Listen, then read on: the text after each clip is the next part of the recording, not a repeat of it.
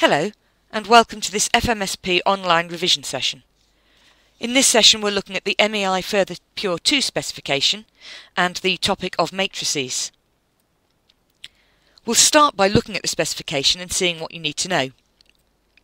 You need to be able to find determinants and inverses of 3x3 matrices. You need to understand the meaning of eigenvalue and eigenvector and be able to find them for 2x2 and 3x3 matrices when it's possible. With those eigenvectors, you need to be able to form the matrix of eigenvectors and reduce a matrix to a diagonal form, and then use that to find high powers of 2x2 or 3x3 matrices.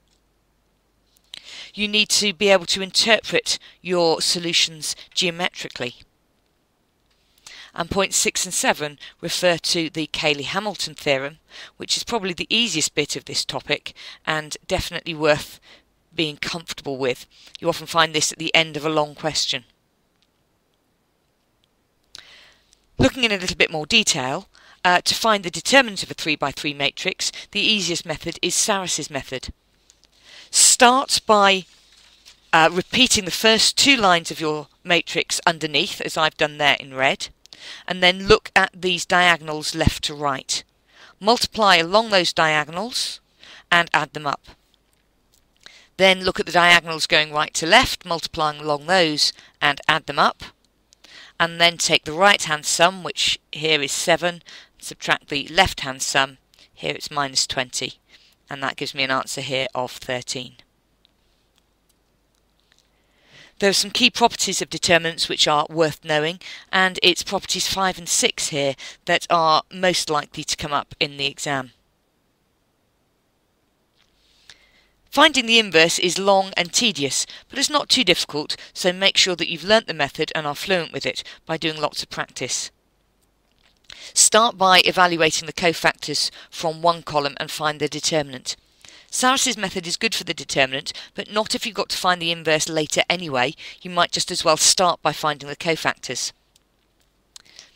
Evaluate the remaining cofactors and then check your determinant using one of those columns. As you've found the cofactors, it's very quick and easy to do that check to make sure you haven't made a mistake. And then finally arrange everything in the correct form to form your inverse matrix. Simultaneous equations. You need to know the 7 possible geometric configurations for a set of 3 simultaneous equations. Those 3 planes could be all parallel, and that will give you no solutions. You could have 2 planes actually the same, 2 equations describing the same plane, and another one parallel, still no solutions. You could have 2 parallel planes and one going across them, still no solutions. You'll be able to identify these because parallel planes are easy to spot. If you've got no solutions and no parallel planes, then your 3 planes must form a triangular prism. Just drawn that end on because it's too difficult to draw otherwise. Alternatively, if your determinant was 0, we might have infinitely many solutions, and there are 2 forms for this. One is that your 3 equations actually all describe the same plane, and that should be reasonably obvious. If not, you'll have a line of solutions. So both of these have infinitely many. The first one is all 3 planes coincident, and the second one is called a sheaf. And finally, if the determinant is non-zero, you will have a unique solution, and your 3 planes will be arranged something like this, having a single unique solution. You won't be required to draw those, but you do need to have a strong mental image of them. Eigenvalues and eigenvectors. This is the definition. This is what it means to be an eigenvector. It's worth learning this. To find your eigenvectors, start by forming the characteristic equation. That's the determinant of the matrix minus lambda times the identity. And this is where Matrices method is particularly useful. solve that equation to find the eigenvalues, and often you'll be given one of the eigenvalues, so that will help you to factorise. And then when it comes to finding the eigenvectors, you need to take each eigenvalue in turn and find the corresponding eigenvector. Eigenvectors go with eigenvalues, and it's important that you label your working clearly to show which eigenvalue you are working with. You can then diagonalise the matrix by putting the eigenvectors into a matrix S and the eigenvalues into a diagonal matrix lambda. S and lambda will not be unique. S will depend particularly on your choice of eigenvectors, but also on the order that you write them. And you then need to make sure that your eigenvalues in lambda are in the same order as your eigenvectors in S. And you can use this to find high powers of M. This one is easy to work out. If you've got zeros everywhere apart from the leading diagonal, you just do each of the numbers in that leading diagonal to the power. And then you've got two matrix multiplications to do to find m to the n. And don't panic about this, because they won't actually ask you to find m to the n if they haven't already asked you to find the inverse of that matrix. Do read questions carefully, because they often ask you to find matrices S and lambda such that M equals S lambda S inverse, and they're not asking you to find the inverse matrix. So don't spend time finding the inverse matrix if you're not actually asked to do it. And then finally, the Cayley-Hamilton theorem. Every square matrix satisfies its own characteristic matrix. And don't forget to put I in for the constant term, and then you can manipulate that to find high powers of m. And do remember, if you're struggling with a matrix question, look ahead. If there's a bit of Cayley-Hamilton at the bottom, maybe they've given you the characteristic equation at the top, and you can continue and do that part of the question even if you struggled with earlier parts. Okay, it's time to do some examples. It's always a good idea to read through the whole question first, and particularly with matrices questions, to see how the parts are linked. So the first part is finding the inverse. Horrible but easy. For part 2, look carefully. This is that matrix, and in the case where A equals -1, and therefore that's going to be the inverse. So you're going to be able to do part 2 by using that inverse that you found in part 1. In part 3, you will notice that it is the same matrix, but this time A is 4, and we were told that A was not 4 if we were going to find the inverse. So that means that for part 3, there is not a unique solution, and we're going to need to use elimination methods. Okay, let's get started on finding this inverse. So we start by finding the cofactors. So for position A1, which is there, we take that bit there, we cross that out and see what we've got left. Find the determinant of that little bit. -2, take away -4 is +2. For A2, swap that lot out. We're looking at this point, so we'll cross that and that out and find the determinant of what's left. So that's 2 take away 2a. Sorry, 2 take away -2a, so 2 plus 2a. But remember that these cofactors have signs, and A2 needs a minus sign in front of it. For A3, it's this point here, so cross those out and do this one. That's 2 take away -a, so 2 plus a. I'll just do one more.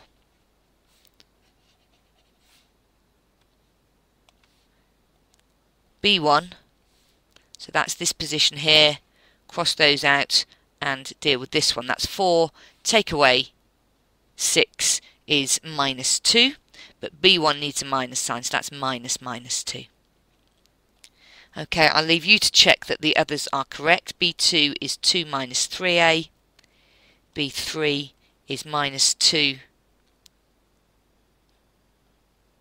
minus 2a, C1 is minus 1, C2 is minus minus 5, and C3 is minus 3. Now we need to find the determinant of M. Make sure that you have a pencil and rubber when you're doing the exam so that you don't have to keep writing out the matrix every time you want to scribble all over it. So the determinant of M, take A1 and multiply it by its cofactor, that's 1 times 2. Then A2 and multiply it by its cofactor, so that's 2 times minus 2 minus 2a. And then 3 multiplied by its cofactor, that's 3 times 2 plus a. That's 2 minus 4 minus 4a plus 6 plus 3a. That comes out to be 4 minus a. And here you can see why we need a to be not equal to 4. Do a quick check in your head with one of the other columns to make sure that you get 4 minus a as well. And then we can form the inverse matrix. So 1 over the determinant 4 minus a. And then, whereas we were going down in columns, now we go across in rows, 2, and then A2 goes next to it, minus 2 minus 2a, 2 plus a, and then B's 2, 2 minus 3a, 2a minus 2, minus 1, 5, and minus 3. So that's the matrix, and then we just need to plug in the value when a is 1, giving us 1 over 5, 2 minus 2 plus 2, 2 minus 1, 2, 2 plus 3, 2 minus 2, minus 1, 5, and minus 3, which is 2, 0, 1, 2, 5, 0, minus 1, 5, 3, which is what it was supposed to be. I've done that bit. Okay, number 2. Solve in terms of B the following system of equations. So this is what we've got. We're going to use the matrix method because we've found the inverse. So I'm going to write that as a matrix equation.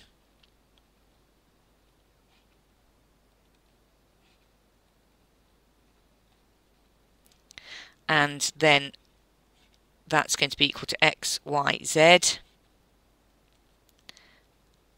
Take the inverse matrix, 2, 2, minus 1, 0, 5, 5, 1, minus 4, minus 3. And multiply that by minus 2, b1. That gives me minus 3, 5b minus 8, 5b minus 1, and therefore x is minus 3/5, y is b minus 8/5, and z is b minus 1/5. For part 3, we're going to have to go back to the elimination method, which we know and love from GCSE, because this time a is 4, so there's no inverse. It's a reasonably straightforward one. Let's add the top two equations together to get 3x plus 6z equals b minus 2, and then 2 times the first equation added to the third equation gives 5x plus 10z equals minus 3. If we multiply the top one by 5 and the bottom one by 3, we'll get 15x plus 30z equals 5b minus 10, and 15x, so yes, plus 30z equals minus 9. And we can see that these two planes are parallel. So we've only got solutions if they are in fact, so these two lines are parallel. They're only going to have solutions if they are coincident. So they are consistent if 5b minus 10 equals minus 9. In other words, if 5b equals 1 or b equals 1/5. In that case, you can see that the original three planes are not parallel, and we have infinitely many solutions. So if you remember from our 7 arrangements, this one must be a sheaf. So we say the solution set is a line, so the planes form a sheaf.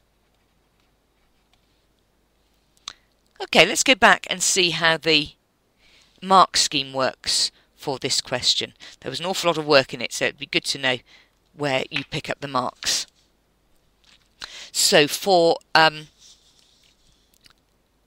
part 1, there is a method mark for at least 4 cofactors attempted, and an accuracy mark for at least 6 of them correct with the signs. There's a method mark for attempting the determinant reasonably, and an accuracy mark for getting the correct answer of 4 minus a. There's a method mark for transposing your cofactors and multiplying by 1 over your determinant. And there's an accuracy mark for getting that and correctly substituting in a. For part 2, there are 2 method marks for attempting this as a matrix multiplication using the inverse, noting that you get no method marks if you got it in the wrong order. There's then a method mark for multiplying those matrices, and 2 accuracy marks for the correct answer, and 1 accuracy mark if you've got one of them correct.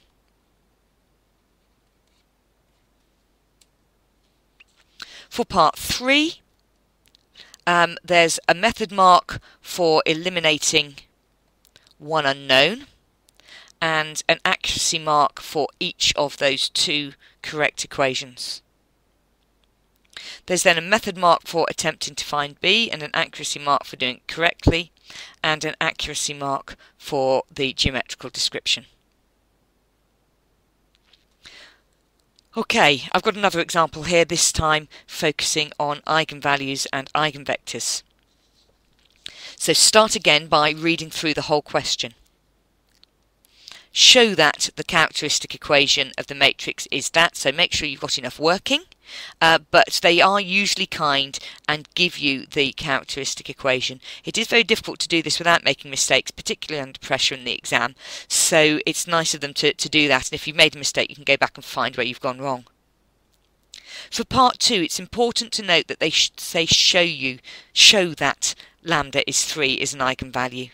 So you don't need to work it out, you can just factorise, take out your factor of lambda minus 3. Find an eigenvector corresponding to that. Note that you need one of unit length. State, so that should be easy, only 1 mark. For part 4, you have to use the Cayley-Hamilton theorem, but note that you were given that characteristic equation at the top, so even if the rest of the question has gone pear-shaped, you can still do question 4. Okay, our characteristic equation. So we start by subtracting lambda from the leading diagonal. 2, 3 minus lambda minus 2, minus 1, 4, 1 minus lambda. And we want the determinant of that matrix.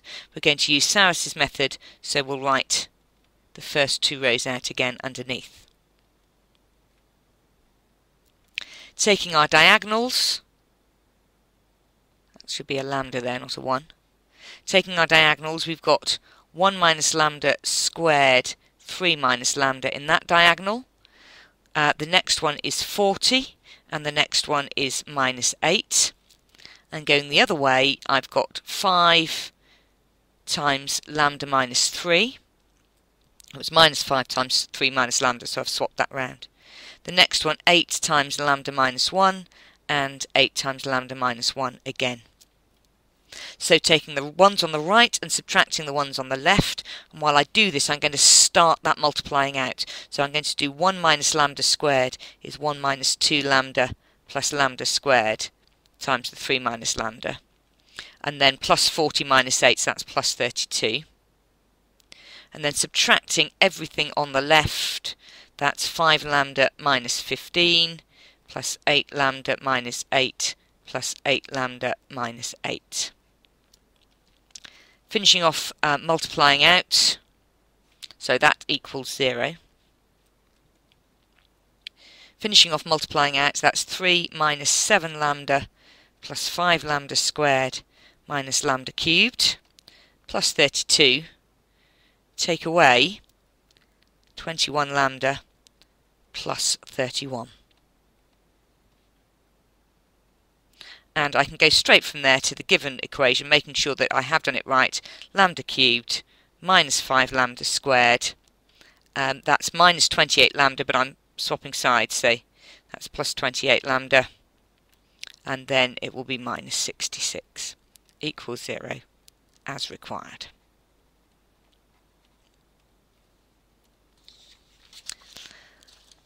Okay, show that lambda is equals 3 is an eigenvalue and determine whether m has any other real eigenvalues or not. So we're going to need to factorise. You could just plug lambda equals 3 into this using the factor theorem, but as you're going to have to factorise anyway, there's no point in doing that.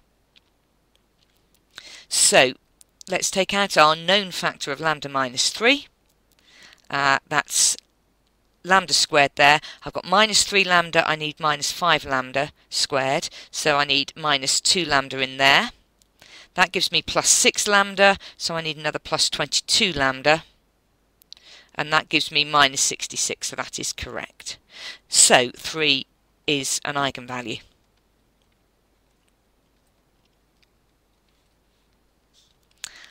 Looking at the remaining quadratic, there's a bit of a hint there here that probably it hasn't got any other real eigenvalues because it's only ever dealing with this one. So with your hunch that that hasn't got a solution, rather than trying to factorise it, look at the discriminant. B squared minus 4ac is equal to 4 minus 88, which is indeed less than 0. So no other real solutions.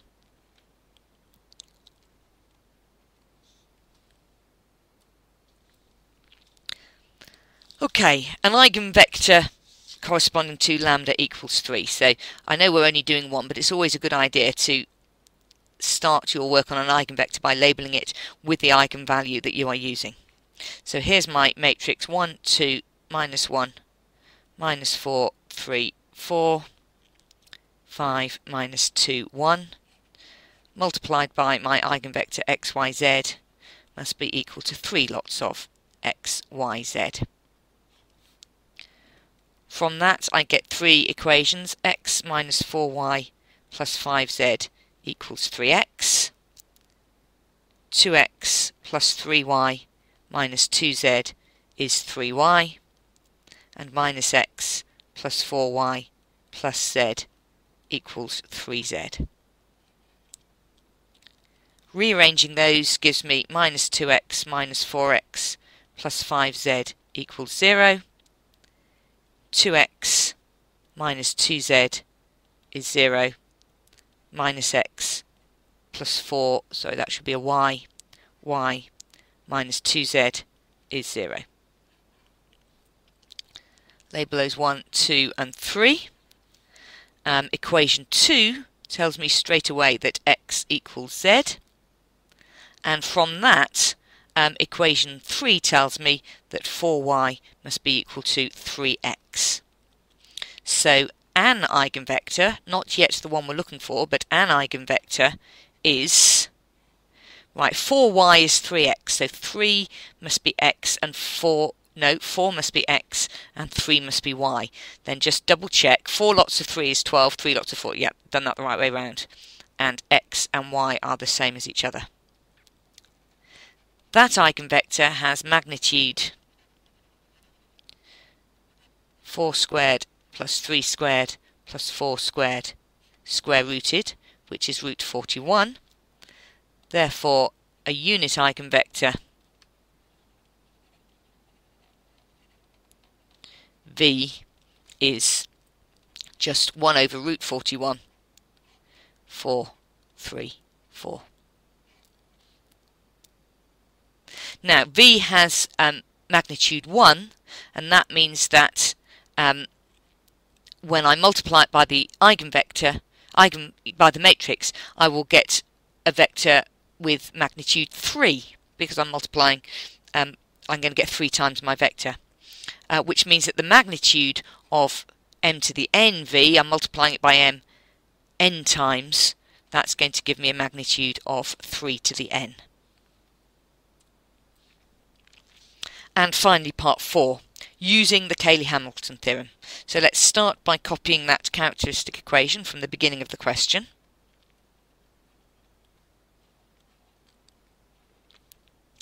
And rewriting it using the matrix. So m cubed minus 5m squared plus 28m minus 66, and don't forget to put in the I.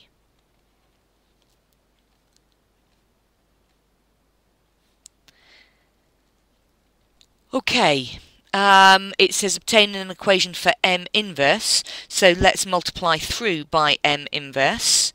So that feels like dividing by m, so that's m squared minus 5m plus 28i minus 66m inverse equals 0. That's a 0 matrix, so I'm going to underline that. And therefore m inverse is going to be 1/66th of m squared minus 5m plus 28i.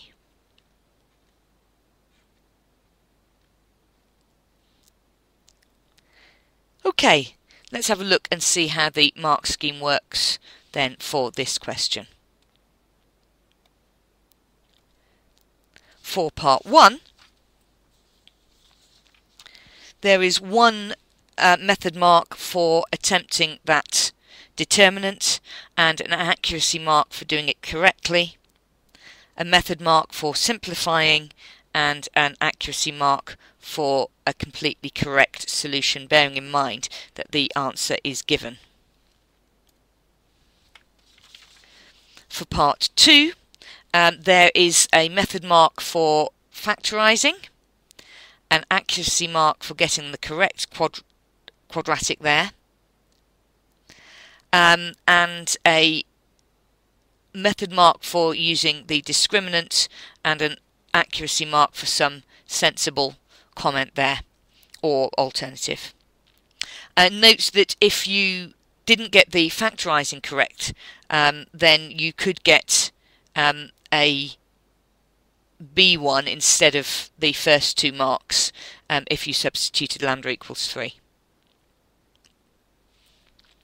For part 3, there is a method mark for 2 independent equations.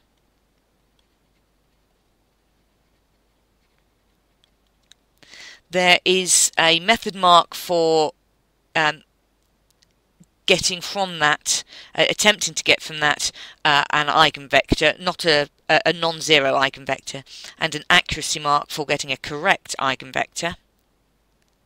And then there is a single further mark for getting an eigenvector which has unit magnitude. And then a single mark for the observation that the magnitude of m to the nv is 3 to the n. And finally, the Cayley-Hamilton theorem. There is a method mark for using the Cayley-Hamilton theorem. There is another method mark for multiplying through by inverse and rearranging, and an accuracy mark for getting the final answer correct. Well, that's everything you need to know for the topic of matrices for Further Pure 2. I look forward to your company in the rest of the FP2 videos and wish you the best for your exam. Goodbye.